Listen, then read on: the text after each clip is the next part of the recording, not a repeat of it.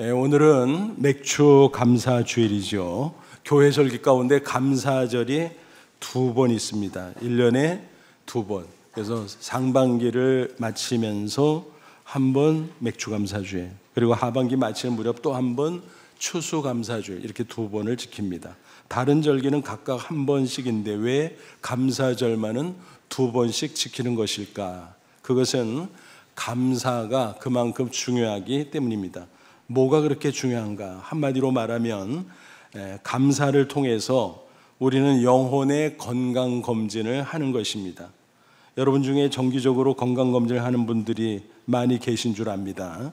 건강검진을 왜 하죠? 사전에 건강 상태를 체크해서 혹여라도 질병이 있다면 조기에 발견하고 치료함으로써 건강관리를 잘 하는 목적입니다. 그렇죠?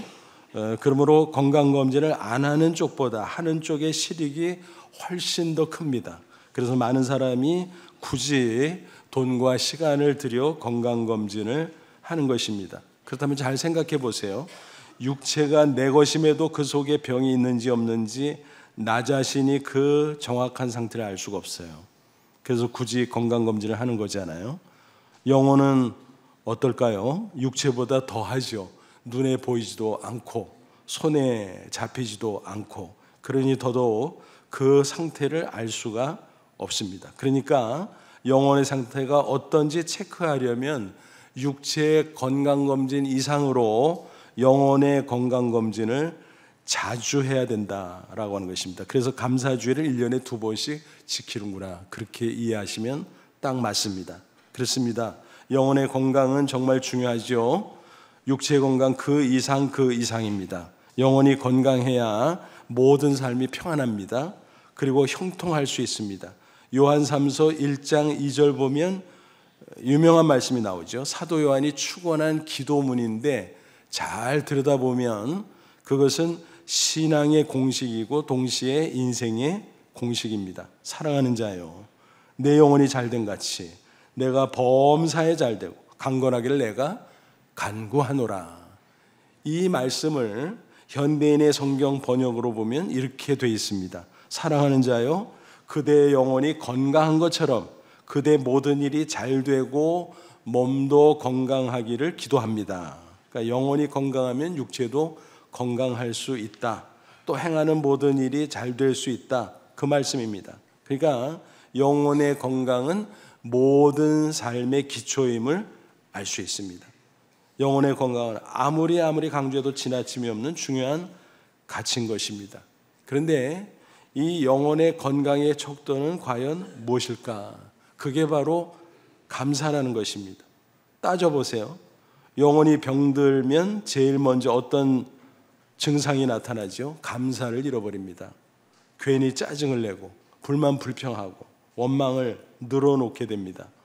가장 건강한 상태는 항상 감사하는 것입니다. 본문을 보니까 이렇게 항상 감사하는 것을 이렇게 뭐라고 표현했나요? 범사 감사. 데살로니가전서 5장 18절 범사에 감사하라. 이것이 그리스도 예수 안에 너희를 향하신 하나님의 뜻이니라. 하나님이 우리에게 기대하고 바라는 게 뭐냐? 범사에 감사하는 것입니다. 모든 일과 모든 상황 가운데 항상 감사하는 것입니다. 되게 많은 사람이 어때요? 환경이나 조건에 따라서 기분이 오르락 내리락 합니다. 그런데 그런 외적인 환경이나 조건의 영향을 극복하고 감사할 수 있어야 되는데 그게 바로 범사 감사입니다. 다시 말하면 항상 감사하는 것이고, 이런 감사를 비유적으로 표현하면 뭐라고 말할 수 있을까요? 전천후 감사입니다. 여러분, 전천후라는 말을 잘 아시잖아요. 어떤 날씨에도 제 기능을 한다, 그런 뜻이죠. 어떤 상황에도 좋은 기능을 할 수 있다라는 것입니다. 그래서 영어로는 all weather, 그러니까 전천후 감사는 all weather thanksgiving. 어떤 환경이나 조건, 상황 가운데서도 조건에 휘둘리지 않고 항상 감사할 수 있는 것, 그것이 전천후 감사라는 것입니다. 많은 사람이 오해하는 게 있어요. 환경이나 조건이 좋으면 감사할 수 있지, 환경이 나쁘면 감사할 수 없잖아, 그런 겁니다. 사실은 그렇지 않아요. 조건이 좋아도 불평하는 사람 얼마든지 많이 있습니다. 반대로 조건이 나빠도 감사하는 사람 얼마든지 있습니다. 그래서 저는 이렇게 강조합니다. 감사는 조건으로 하는 것이 아니라 신앙으로 하는 것이다. 다시 한번 우리가 확인해 보죠. 감사는 뭐로 하는 거라고요? 신앙으로 하는 겁니다. 결코 조건으로 하는 것이 아닙니다. 그런 점에서 전천후 감사를 할 수 있는 사람은 어떤 사람일까? 신앙이 성숙한 사람입니다. 감사하면 영혼이 건강하고 행복한 인생이 되죠. 그리고 강건하고 형통한 삶을 살아갈 수 있습니다. 그런데 감사할 수 있는 능력이 뭐냐? 바로 신앙이다. 그러니까 우리가 전천후 감사의 사람이 되려면 나 자신의 신앙을 성숙하게 갖고 가야 된다라는 것입니다. 이것이 바로 우리 신앙생활의 목표인 것입니다. 성숙한 신앙은 이렇게 설명할 수 있을 것 같아요. 여러분 잘 아시는 온도계, 그리고 비슷하지만 다른 온도 조절계, 이 두 가지를 비교하면서 생각해 보세요. 신앙이 없거나 혹은 신앙이 미숙한 사람을 온도계에 비유할 수 있습니다. 온도계는 어떻습니까? 주위 환경 조건에 따라서 변화되죠. 기온이 내려가면 따라서 내려가고, 기온이 올라가면 따라서 수온주가 올라갑니다. 반면에 신앙이 성숙한 사람은 온도 조절 장치에 비유할 수 있습니다. 주위 환경 조건을 극복할 수 있습니다. 기온이 내려가면 오히려 올려줄 수 있어요. 또 기온이 올라가면 오히려 내려줍니다. 지금 우리가 모여있는 이 예배당에는 에어컨이 있잖아요. 근데 거기에 온도 조절 장치가 설치되어 있습니다.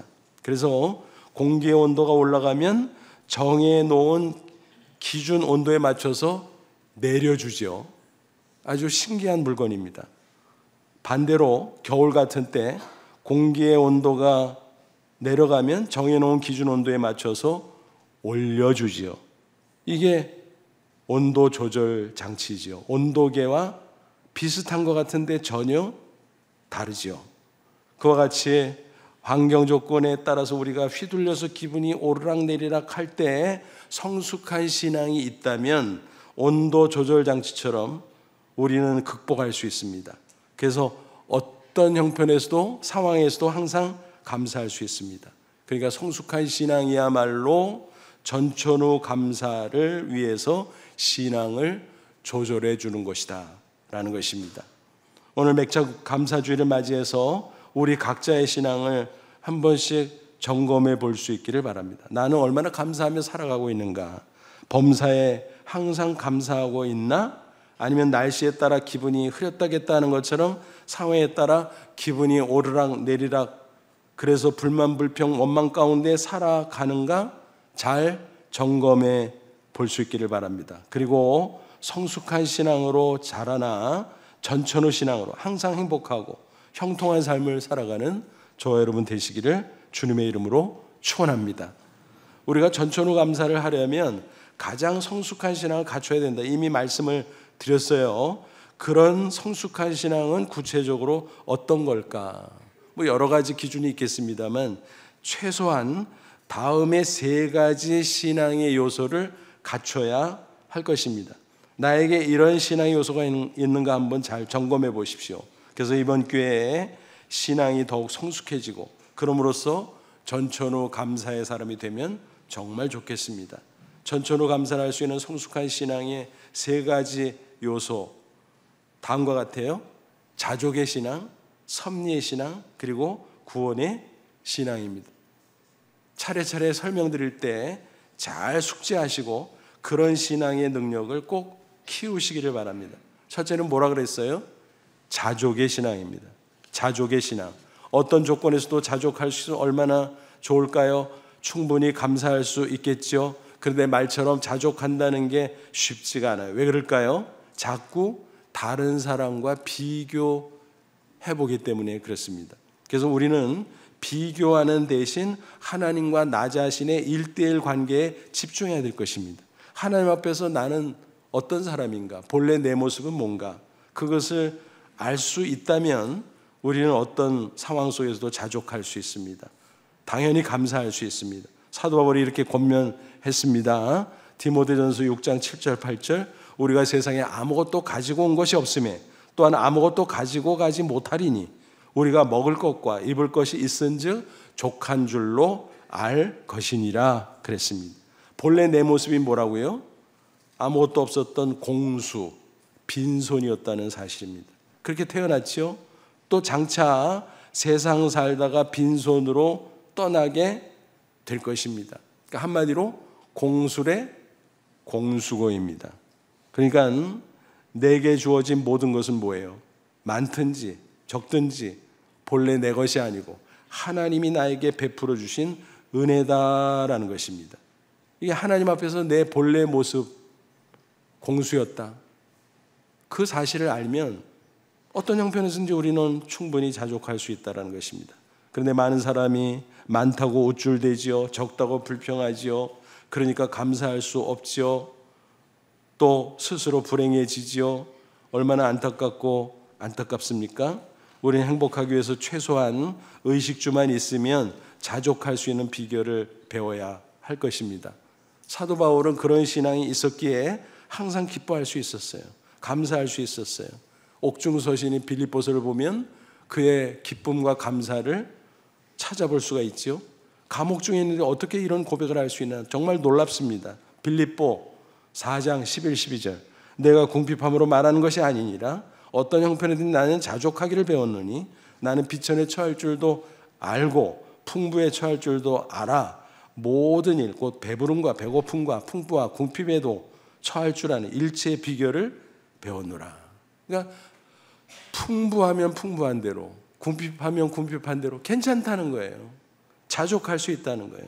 그래서 기뻐하고 감사할 수 있다. 바울은 그렇게 고백하고 있습니다. 사도 바울처럼 이렇게 자족할 수 있으면 얼마나 좋을까요? 근데 왜 많은 사람은 자족하지 못한다고요? 욕심을 부려서 그래요. 왜 욕심을 부리나요? 다른 사람하고 자꾸 비교하다 보니까 욕심이 생기는 것입니다. 상대적 빈곤이라는 말이 그거 아닙니까? 우리의 객관적인 소득이 올라가고 외적인 환경 조건 상황이 굉장히 좋아지는 것 같은데 왜 이러지? 바로 욕심이 있기 때문이고, 그러니까 욕심이 따라가지 못하는 거예요. 예, 그리고 또 다른 사람과 비교하다 보니까 욕심은 커지고 또 내 현실은 그에 못 미치는 것 같으니까 상대적 빈곤감을 느끼고, 그러니까 자족하지 못하죠. 감사하지 못하죠. 그러니까 불행하죠. 악순환입니다. 그러므로 자족의 신앙을 위해서 우리는 무엇보다 비교의식을 극복해야 할 것입니다. 하나님께서 각자에게 주신 분복을 기억할 때 자족할 수 있다, 감사할 수 있다, 행복하다. 이 원리를 절대로 잊지 마십시오. 그러니까 비교의식 극복을 하지 않으면 이 원리를 우리가 붙잡을 수가 없습니다. 다른 사람과 비교하는 거, 뭐 흔히들 그렇게 살아가지만 잘 들여다보면 이 비교의식이 얼마나 얄궂은 것인지 알 수 있습니다. 그것을 잘 보여주는 일화 한 가지를 소개해 드리죠. 같은 회사에 근무하는 동료 여성 직원 A와 B가 있었습니다. B는 A에 대해서 항상 열등감을 가지고 있었습니다. 자신과 비교해 볼 때 외모도 더 아름답고 또 실력도 더 많고 그렇게 보였습니다. 그래서 항상 부럽기도 하고 또 열등감을 느꼈습니다. 그런데 B가 그러던 중 결혼을 하게 되었어요. 퇴사했어요. 반면 A는 회사에 계속 남아 있었습니다. 싱글로서 골드미스의 승승장구의 길을 걸어갔습니다. B는 그런 A를 멀리 바라보면서 몹시 부러워했습니다. 그래서 이따금 어떤 일을 했는가 하면은 회사 홈페이지에 들어가서 A의 직급이 어떻게 달라졌지? 업무가 어떻게 달라졌지? 그것을 엿보게 되었습니다.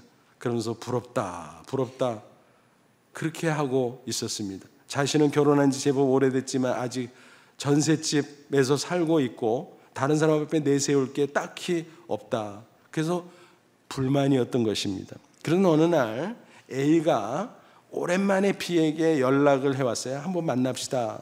오랜만에. 그래서 반가운 마음에 나가서 만났습니다. 밀린 이야기를 나눴어요. 이런 이야기 저런 이야기. 그런 가운데 몰랐던 사실을 발견하게 됐습니다. A는 그동안 승승장구한 것 같았지만 나름대로 애로사항이 많았다는 것입니다. 또 회사가 지금은 어려워져서 이번에 명퇴하게 됐다는 것입니다. 그동안 B는 늘 부러워했는데 A를, 오히려 A는 뭐라고 말한가 하면은 B를 부러워했다는 고백까지 털어놓았습니다. 그러니까 뭐예요? 서로 부러워한 겁니다. 그리고 서로 그 사실을 모르고 지냈던 겁니다. 그 이야기를 들으면서 B는 한참 멍했습니다. 내가 숱한 세월 도대체 무슨 짓을 한 거지? 쓸데없는 짓을 한 거지요. 왜 부러워해? 사실은 상대방이 자기를 부러워했다 그러는데, 그러니까 둘 다 알고 보니까 부러울 게 없는 사람들이었습니다. 그죠? 남 부러울 게 없는 사람. 각각 행복할 수 있는 사람이에요. 자족하고 감사하면 얼마든지 행복할 수 있는 사람이에요. 그렇습니다. 우리가 서로 비교하면서 살아가는 게 뭐 늘 그러잖아? 뭐 그게 당연하지 싶지만 사실은 비교의식이 이렇게 얇습니다. 사람 사는 게요, 다 거기서 거기입니다. 한 가지가 있으면 다른 한 가지는 없어요. 예외가 없어요. 누구든지 다 그런 겁니다. 모든 것을 완벽하게 갖춘 사람은 세상에 단 한 명도 없다는 사실입니다. 각자가 자신에게 주어진 분복을 기억하면서 자족하면 얼마든지 감사할 수 있고 그로 인해서 충분히 행복할 수 있다는 사실 꼭 기억하시기를 바랍니다. 그래서 야고보는 우리에게 이렇게 권면하고 있습니다. 야고보 1장 9절 10절 낮은 형제는 자기의 높음을 자랑하고 부한 자는 자기의 낮아짐을 자랑할지니 이는 그가 풀의 꽃과 같이 지나갑니다. 세상의 조건이라는 게 다 거기서 거기 결국은 사라진다. 그러므로 스스로 높다고 생각하면 낮아짐을 생각하라는 것입니다. 스스로 낮다고 생각하면 높아짐을 생각하는 거예요. 그걸 균형을 맞추라는 거예요. 마치 온도 조절 장치처럼. 그게 성숙한 신앙이고 그럴 때 전천후 감사를 할 수 있고 그럴 때 행복한 인생이 될 수 있다라고 하는 것입니다. 아무쪼록 자족의 신앙으로 전천후 감사를 실천하면서 행복한 인생을 살아가는 저와 여러분 다 되시기를 주님의 이름으로 축원합니다. 둘째로 전천후 감사를 하려면 섭리의 신앙이 있어야 됩니다. 섭리의 신앙. 우리에게 고난이 닥치면 낙심하기 쉽잖아요. 누구나 다 그렇죠. 심한 경우는 원망, 불평까지 합니다. 그런데 하나님의 섭리의 차원에서 보면 고난에는 중요한 의미가 있습니다. 고난이요, 우리에게 다가와서 우리를 잔뜩 괴롭히고 성가시게 하고 그것으로 그냥 떠나나? 그게 아닙니다. 하나님께서는 고난 중에 우리를 연단하세요. 우리의 신앙을 성숙하게 만드십니다. 또 하나님께서 계획하신 놀라운 뜻을 이루어 주신다는 사실입니다. 그러니까 우리가 당하는 고난의 상당수는 섭리적 차원의 고난이다라는 사실을 기억하자는 것입니다. 그 대표적인 사례가 바로 요셉의 케이스 아니겠습니까? 부잣집 아들이었어요, 그는. 그런데 하루아침에 형들의 미움으로 노예로 팔려가게 됩니다. 세상에. 그것도 머나먼 외국 애굽 땅으로. 얼마나 기가 막혔을까. 추락도 그런 추락이 없죠. 그런데 성경의 기록을 보면 요셉은 어떤 고난에 처해도 하나님을 결코 원망하지 않았습니다. 그의 신앙생의 기록을 쭉 훑어보면 반복적으로 등장하는 대목이 있습니다. 뭐죠? 여호와께서 요셉과 함께 하셨더라. 그 말씀이 계속 반복돼요. 여호와께서 요셉과 함께 하셨더라. 여호와께서 요셉과 함께 하셨더라. 여호와께서 요셉과 함께 하셨더라. 그가 노예살이를 하다가 애매하게 모함을 받아서 감옥에 들어가 있는데도 여호와께서 요셉과 함께 하셨더라. 성경은 그렇게 기록하고 있습니다.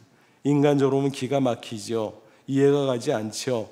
사실 신앙적 관점으로 따져봐도 하나님을 원망하고도 남을 수 있는 상황이었습니다. 하지만 그는 하나님이 자신과 함께 해주심을 확신했기에 고난을 이기고 인내의 신앙으로 감사할 수 있었습니다. 그 가운데 하나님은 놀라운 뜻을 이루어 가셨어요. 감옥에서 만났던 관원장, 그가 요셉을 바로왕과 연결해주는 중간 역할을 했죠. 요셉의 존재를 새까맣게 잊어버리고 있었는데 바로왕이 꿈을 꾸었어요. 근데 그 꿈의 해석을 몰라서 전전긍긍했습니다. 그때 관원장이 요셉을 기억해내고, 왕이여, 내가 감옥에 있을 때 만났던 요셉이라고 하는 청년이 그 외국 히브리 이스라엘에서 온 청년인데 기가 막힙니다. 꿈 해석을 잘합니다. 어떡할까 합시오. 빨리 데려오거라. 그래서 부름을 받아 갔죠. 바로가 꾼 꿈을 해석해 줬습니다. 7년 풍년입니다. 그리고 이어서 7년 흉년입니다.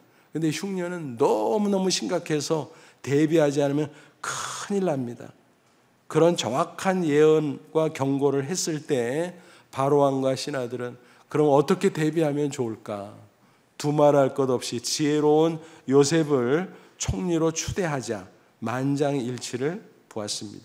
그래서 그는 일약 애굽의 총리가 됐죠. 그렇게 함으로써 그는 애굽 백성 또 주변국의 백성들, 무엇보다 동족 이스라엘을 흉년의 고통에서 구원하는 큰 공로를 세웠습니다. 특별히 거시적으로는 이스라엘 백성을 이제 애굽으로 이민 초청해서 수백 년 거하게 함으로 큰 민족을 이루고 나중에 가나안 땅으로 복귀해서 그곳에서 이스라엘 국가를 형성하는 놀라운 하나님의 역사를 이루는 기초를 놓았습니다. 그러니까 이런 것을 쭉 살펴보면 와, 정말 하나님의 놀라운 섭리가 있었구나. 고난인 줄 알았는데 하나님이 일하셨구나. 섭리가 있었구나 하는 걸 알 수 있습니다. 여러분, 우리가 사람인지라 미래를 알 수 없죠. 근데 우리가 살아계신 하나님의 신실하심을 믿잖아요. 하나님이 우리에게 고난 시키고 고생시키고 끝낼까? 아니라는 것입니다. 무언가 섭리가 있다는 것입니다. 하나님이 어떤 뜻인지 모르지만 행하고 계시다라고 하는 사실입니다. 이런 섭리의 신앙이 있다면 우리는 얼마든지 신앙으로서 주어진 환경 조건 상황을 극복하며 감사할 수 있다. 이게 바로 전천후 신앙이다라는 것입니다. 사도 바울은 숱한 고난을 겪었지만 하나님의 놀라운 섭리의 법칙을 알았기에 이렇게 선포했습니다. 유명한 구절이죠. 로마서 8장 28절, 우리가 알거니와 하나님을 사랑하는 자 곧 그 뜻대로 부르심을 입은 자들에게는 모든 것이 합력하여 선을 이루느니라. 모든 것이 어우러져서 결과적으로 선한 일이 벌어진다라는 말씀입니다. 여기서 모든 것은 무슨 뜻이에요? 우리 인생 가운데 당하는 별의별 일들을 다 포함합니다. 때로는 도저히 이해할 수 없는 고난까지도 포함합니다. 하나님께서는 그 모든 일들을 통해서 당신의 놀라운 뜻을 이루어 가신다라는 사실입니다. 따라서 우리에게 섭리의 신앙이 있다면 고난에 처해 있을지라도 얼마든지 우리는 신앙으로 전천후 감사를 할 수 있다라고 하는 사실입니다. 테너 최승원 교수의 이야기입니다. 20년 전 우리 교회 새생명 축제 강사로 오셔서 말씀을 전한 적이 있는데 그 가운데 이런 간증을 들려주셨어요. 그는 4살 때 소아마비에 걸렸습니다. 그 후로 누워 지냈고 또 겨우 일어섰지만 두 다리로 스스로 걸을 수 없었습니다. 그래서 어머니가 업어서 등교시키는 그런 슬픈 세월을 보냈습니다. 그는 지팡이가 없으면 15초도 똑바로 서 있을 수 없는 장애인입니다. 그런데 고교 시절 하나님을 만났어요. 너무너무 감사한 일이죠.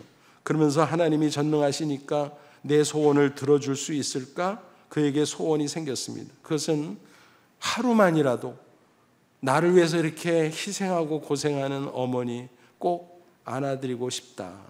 그리고 사람들에게 당당하게 두 다리로 달려가고 싶다. 그 소원입니다. 그래서 누구한테 들으니까 주기도송을 1000번 하면 나을 수 있다는 것이었습니다. 그래서 하나님 딱 하루만이라도요 내 두 다리로 서게 하시고 걷게 하시고 뛰게 해주세요. 그런 소원을 담아서 열심히 주기도송을 불렀습니다. 1번, 2번, 10번, 100번, 1000번. 그런데 2다리는 그대로였습니다. 더 해볼까? 또 하고 무려 1만 번을 불렀습니다. 그래도 2다리는 그대로 있었습니다. 얼마나 낙심이 됐을까? 그런데 그때 하나님의 음성을 들을 수 있었습니다. 하나님 뭐라고 말씀하시는가 하면, 지금까지 너에게 베푼 모든 사랑과 축복, 그것과 하루 걷는 것 바꿀 수 있겠느냐? 라는 것이었습니다. 그 질문을 받고 그는 묵상했습니다. 그렇구나. 나는 내 다리만 보면서 하나님을 원망할 때도 있었지만 하나님은 차고 넘치는 사랑과 은혜를 부어 주셨구나. 그 생각하니까 그것으로 감사할 수 있었습니다. 하나님의 뜻이 있겠구나. 용기를 낼 수 있었습니다. 더욱더 놀라운 것은 이런 섭리의 신앙을 가지게 되니까 감사할 수 있었고, 그러면서 놀라운 일이 하나씩 둘씩 생겨나게 되었습니다. 2다리로 딱 서야 고음을 낼 수 있는 게 원리 아니겠습니까? 그런데 설 수가 없잖아요. 지팡이를 짚고 겨우 서잖아요. 그럼에도 불구하고 하나님께서 신기하게 고음을 낼 수 있는 능력을 주셨습니다. 또 성악가로서 승승장구할 수 있게 해주셨다는 사실입니다.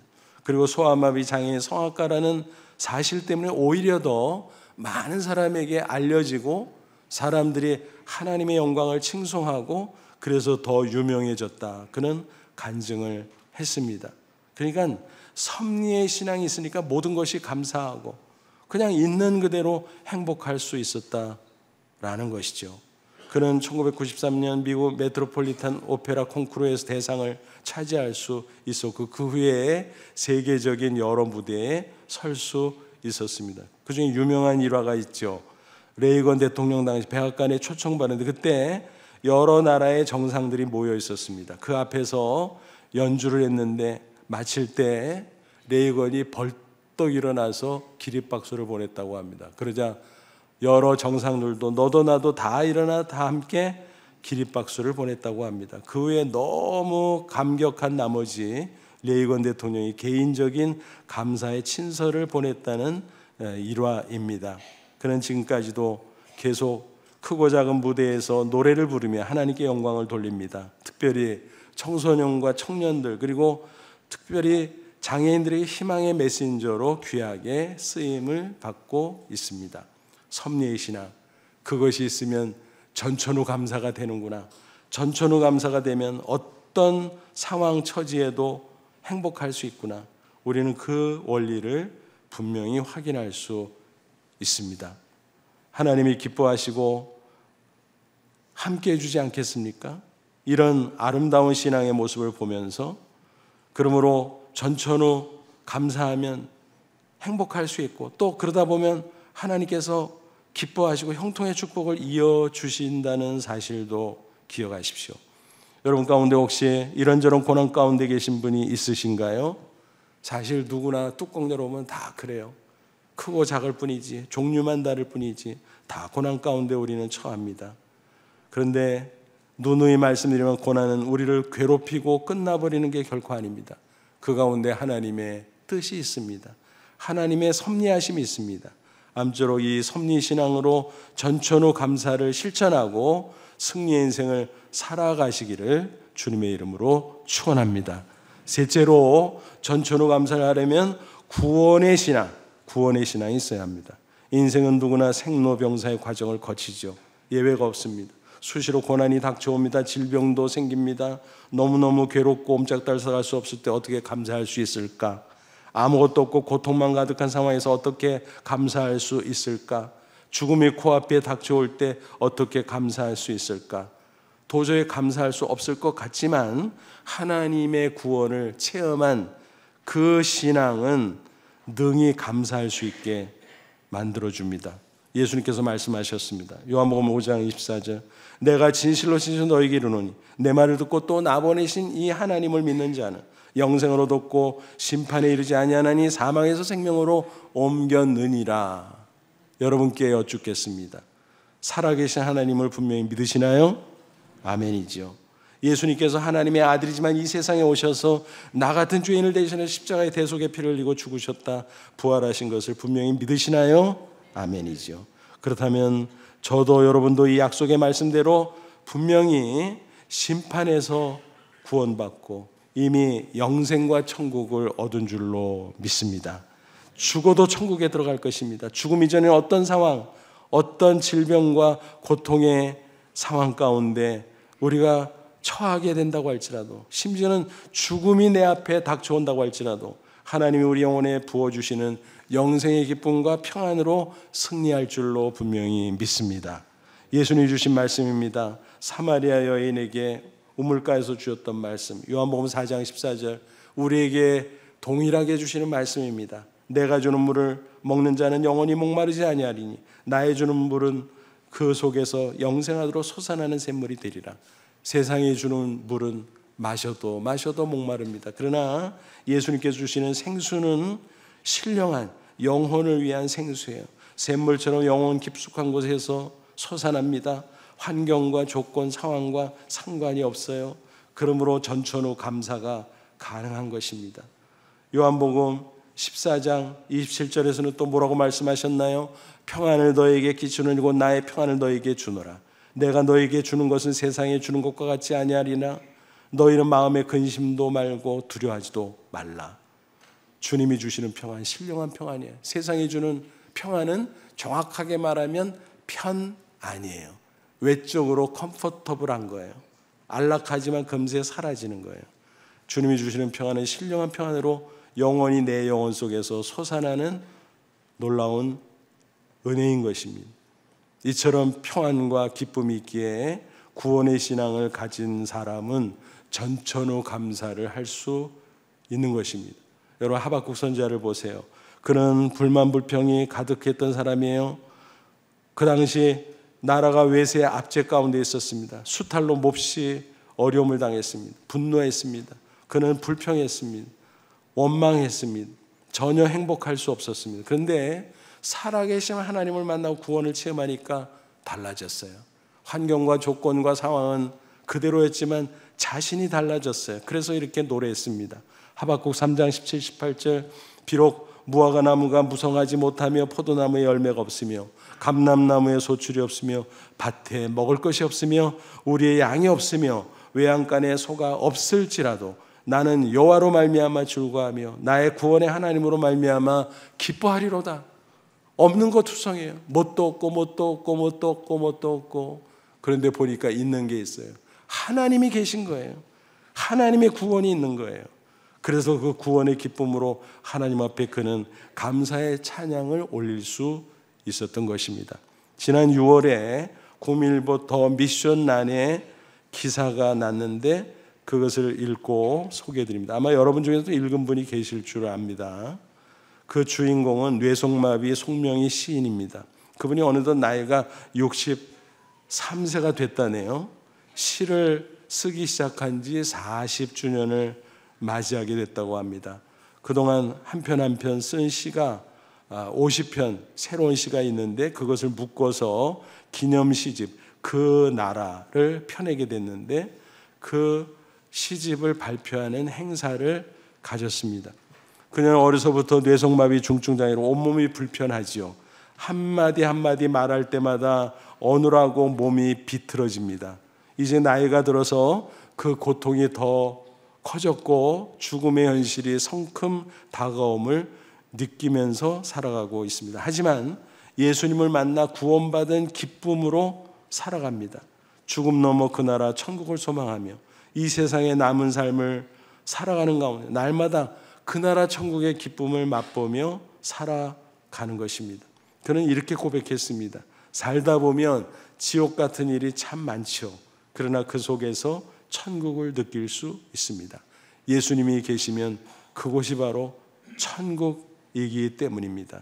여러분 이게 바로 구원의 신앙 아니겠습니까? 죽으면 천국, 그전에는 이 세상에 살아있는 동안 주님이 주시는 평안과 기쁨으로 승리. 여러분 이 구원의 신앙 얼마나 아름답고 멋집니까? 그의 모든 시가 이 구원의 신앙으로 가득합니다. 특별히 오래전 쓴 그의 대표작 나라는 제목의 시가 있잖아요. 명작 중에 명작이죠. 찬양으로 작곡되어서 많은 사람들의 입으로 회자되고 또 찬양으로 불려지고 있습니다. 나 가진 재물 없으나 나 남이 가진 지식 없으나 나 남에게 있는 건강 있지 않으나 나 남이 없는 것 있으니 나 남이 못 본 것을 보았고 나 남이 듣지 못한 음성을 들었고 나 남이 받지 못한 사랑받았고 나 남이 모르는 것 깨달았네. 공평하신 하나님이 나 남 가진 것 나 없지만 공평하신 하나님이 나 남이 없는 것 갖게 하셨네. 여러분, 그 시어 하나하나가 천상의 언어입니다. 하나님을 만난 구원의 신앙이 배어 있습니다. 행사 도중에 찬양 사역자 송정미 교수가 나 찬양을 불렀습니다. 그래서 그 노래에 맞춰서 불편한 몸으로 어깨춤을 추는 그녀의 모습이 신문에 실려 있었습니다. 그 사진을 보면서 그런 생각을 했습니다. 야, 이게 구원의 신앙이구나. 구원의 신앙을 가지면 어떤 상황, 어떤 처지에서도 감사할 수 있구나. 여러분, 이게 바로 전천후 감사 아니겠습니까? 전천후 감사하면 전천후 행복한 사람이 될 수 있는 것입니다. 여러분, 행복을 원하십니까? 그럼 먼저 감사를 배우십시오. 항상 감사하면 항상 행복할 수 있습니다. 어떤 환경과 조건, 어떤 상황에서도 감사하는 것이 바로 전천후 감사입니다. 전천후 감사할 수 있다면 전천후 행복의 사람이 될 수도 있습니다. 감사는 환경과 조건으로 하는 게 아니라 그랬죠. 감사는 신앙으로 하는 것입니다. 오늘 맥주감사절을 보내면서 내 영혼의 건강을 잘 체크해 보십시오. 나에게 자족의 신앙이 있는가? 나에게 섭리의 신앙이 있는가? 나에게 무엇보다 구원의 신앙이 있는가? 한번 체크해 보십시오. 이런 신앙의 요소들을 잘 키워감으로 성숙한 신앙이 되어 전천후 감사의 비결을 꼭 터득하시기를 바랍니다. 아직까지 혹여라도 전천후 감사가 잘 되지 않는다면 우리가 오늘 말씀을 듣고 더욱더 분발할 수 있기를 바랍니다. 아무쪼록 전천후 감사로 전천후 행복의 주인공으로 살아가는 저와 여러분 다 되시기를 주님의 이름으로 축원합니다. 기도하겠습니다. 이 말씀 붙잡고 기도하자. 하나님, 그렇습니다. 오늘 맥주 감사주의를 맞이해서 주신 말씀 우리 마음속에 되새깁니다. 우리는 날씨에 따라 흐렸다겠다 하는 것처럼, 우리 기분이 오르락내리락 하는 것처럼 그렇게 살아왔습니다. 우리의 환경과 조건, 상황에 따라서 오르락내리락, 하나님, 그런 미숙한 신앙에서 벗어나 이제는 성숙한 신앙으로 전천후 감사, 그래서 전천후 행복의 사람 되게 해 주옵소서. 그런 삶으로서 세상 사람들에게 우리 하나님은 이렇게 살아계시다, 이렇게 좋으신 분이다, 그렇게 증거하는 저희들 다 되게 해 주시옵소서. 우리 다 같이 간절한 마음으로 잠시 기도하겠습니다. 하나님, 우리 아버지 고맙고 감사합니다. 이 시간 귀한 말씀 주셔서 다시 한번 우리 영혼을 깨우쳐 주심을 진심으로 감사합니다. 흐렸다겠다 오르락내리락 하는 우리의 모습, 하나님 불초한 것을 깨워주심을 감사합니다. 어떤 환경과 조건, 상황 가운데서도 전천후 감사하는 저희들 되게 해 주옵소서. 성숙한 신앙으로 자라갈 수 있도록 도와 주옵소서. 그래서 전천후 감사, 전천후 행복의 사람, 그래서 우리의 삶을 통해서 많은 사람에게 살아계신 하나님을 당당히 증거하는 저희들이 다 되게 해 주시옵소서. 예수님의 이름으로 기도하옵나이다. 아멘.